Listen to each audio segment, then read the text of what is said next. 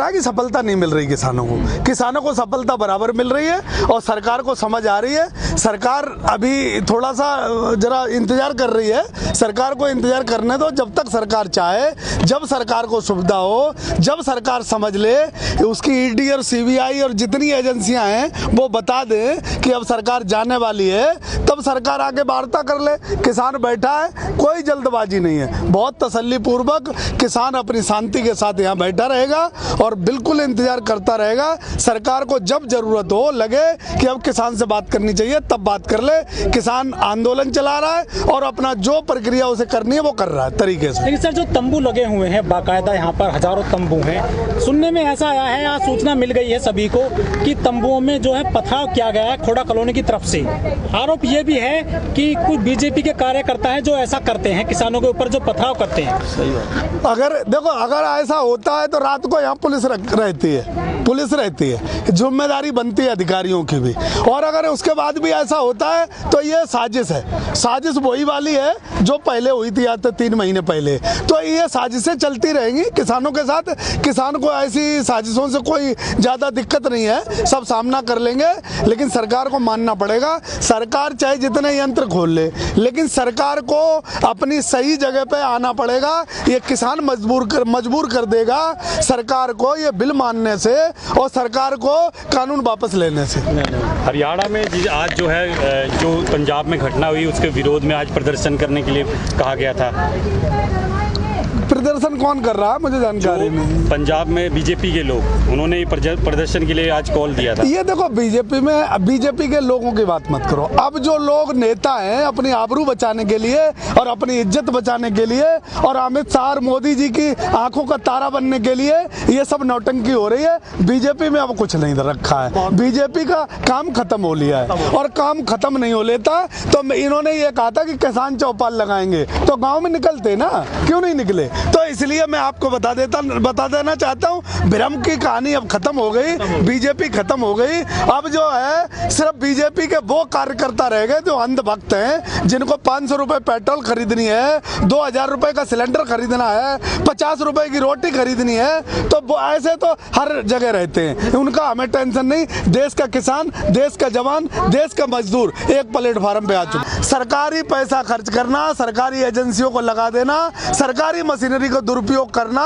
ये इसे जबरदस्ती नहीं कह सकते। और जबरदस्ती ऐसा तो कोई सरकारें करती रही हैं। तो सरकारों ने, ऐसा कौन सी सरकार ने किया कि मुझे एक बात बता दो कि जो प्रदेश की पुलिस और केंद्र की सीबीआई और केंद्र की एजेंसियां और प्रदेश की एजेंसियां आपस में टकराई हों और केंद्र की एजेंसियां दोनों आपस में टकराई हों, ऐसा इससे पहले कभी एक इतिहास मुझे बता दो। ईडी और सीबीआई टकरा गई, तोता बन गया है, तोता बना, वो बात ठीक कह रहे हो आप। लेकिन यहाँ ईडी और सीबीआई दिल्ली में टकरा गई, जो इनके प्रधानमंत्री के नाक के नीचे काम करती है। तो भैया ये प्रधानमंत्री जी को कुछ नहीं पता है, ये मान लो मेरी बात। इस प्रधानमंत्री को सिर्फ चुनाव में भाषण देना आता है, बाकी काम इनके और लोग कर रहे हैं। अडानी अंबानी के टाई बेल्ट वाले लोग कर रहे हैं। किसानों को कानून जो पास की गई है वो सोची समझी रणनीति, ये बिल जो बन के आए हैं वो अडानी अंबानी के यहाँ से बन के आए हैं। फिर यही बात मैं कह रहा हूँ, उससे पे चल। सर बीजेपी बंगाल में विकास करने गई, आप खुश नहीं है? विकास हो रहा बंगाल। बीजेपी किसी का विकास नहीं करेगी। बीजेपी ने विकास कर लिया है, अमित शाह के लड़के का अगर विकास कर लिया है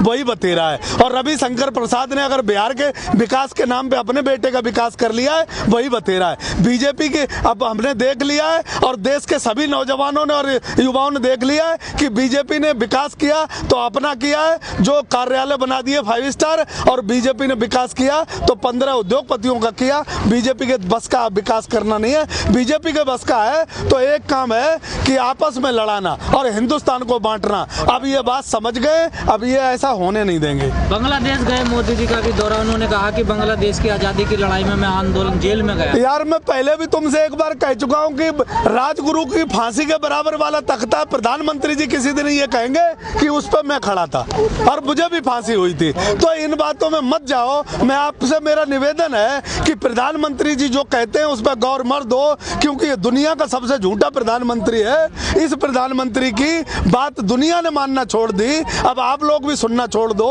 और ये प्रधानमंत्री सिर्फ सत्ता भोगी प्रधानमंत्री है।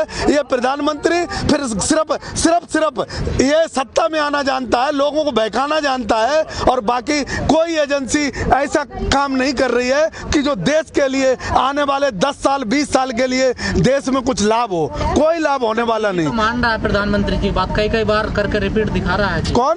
टीवी का तो यार बात अलग है। देखो प्रधानमंत्री ने और सबने टीवी में कौन बैठे और प्रधानमंत्री जी उनको क्या दे रहे। जो एक 80,000 रुपए पाने वाला एंकर की जब 300 करोड़ संपत्ति होगी तो टीवी तो वही बोलेगी यार जो पैसा दे। बहुत पैसा भैया, टीवी अनाप शनाप पर नोट लूट रही है, और जो पैसा से एडजस्ट नहीं हो पाए वो नौकरी से बाहर बैठे और यूट्यूब चैनल चला रहे हैं। तो सर आप कहने मोदी जी ने झूठ बोला, देश में तो बोलते हैं, विदेश में बोलने लगे। पूरी दुनिया में मोदी जी झूठ बोलते हैं, पूरी दुनिया में, और पूरी दुनिया जानती है। तुम गूगल पे डाल के देख लो कि दुनिया का सबसे झूठा प्रधानमंत्री कौन है, तो ये सौभाग्य से हमारे प्रधानमंत्री का नाम सर पे सबसे ऊपर आएगा। तो इस प्रधानमंत्री की अब बात हम नहीं मानते और देश का कोई नहीं मानता। लेकिन लोग कहते हैं कि मोदी जी का डंका बज रहा है पूरी दुनिया में।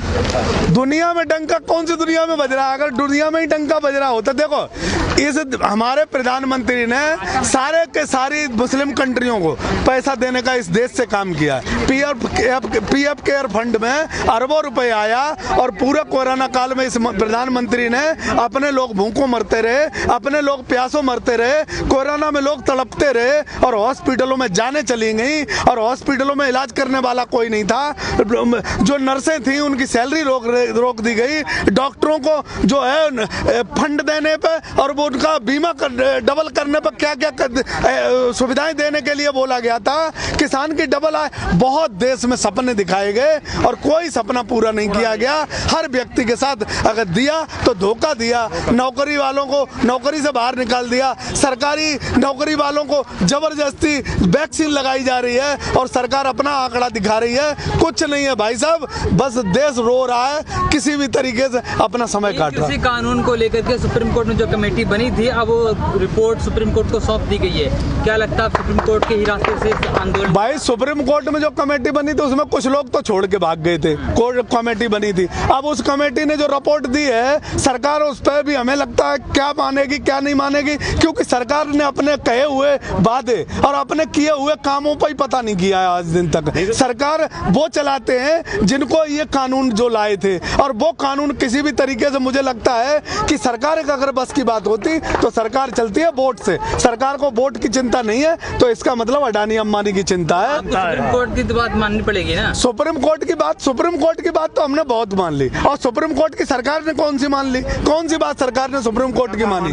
भाई कोर्ट ने तो बहुत कुछ बोला था। आज हम यहाँ बैठे, हमारे बारे में भी कोर्ट ने बोला था। सरकार ने कोई बात कोर्ट की मानी हो तो तुम बता दो। किसान तो मानता है, सरकार की भी मान लेता है और कोर्ट की भी मान लेता है, लेकिन सरकार किसी की बात नहीं मानती है। एक बात बताइए, 138 करोड़ लोग हैं इस देश में, उनके पीएम की बात को आप नजरअंदाज? देखो 138 करोड़ लोग जरूर हैं, लेकिन प्रधानमंत्री ने जिस तरीके से देश के एक नागरिक के साथ धोखा किया था, देश के जो सरकारी तंत्र नौकरी करता है उसके साथ धोखा किया, किसानों के साथ धोखा किया। एक एक चीज करके मैं बता सकता हूं कि आज का नौजवान जो 2 करोड़ नौकरियों का इंतजार करता रहा और अपनी डिग्री लिए रोड पे घूमता रहा और प्रधानमंत्री जी को वोट देता रहा सिर्फ इसलिए कि हमारे देश में अच्छे दिन आएंगे, और इस प्रधानमंत्री ने हमें अच्छे दिनों का सपना दिखा के इस देश की एक जनरेशन को बर्बाद कर दिया। 10 साल का मतलब होता है कि देश की 2 जनरेशन, और 2 जनरेशनें आज रिटायरमेंट के कगार पर पहुंच गई हैं, जो ओवरएज हो गई हैं, अब नौकरी उन्हें नहीं मिल सकती।